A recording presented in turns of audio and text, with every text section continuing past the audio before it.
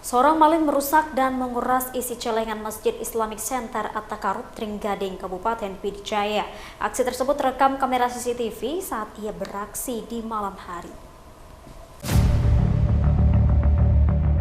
Dalam video CCTV berdurasi sekitar 3 menit 15 detik ini terlihat jelas seorang pencuri yang mengenakan pakaian serba hitam nekat mencongkel dan merusak sebuah kotak amal yang disimpan dalam Masjid Islamic Center At-Taqarrub Kecamatan Trenggading, Kabupaten Pidijaya Sabtu malam dengan menggunakan sebuah kunci.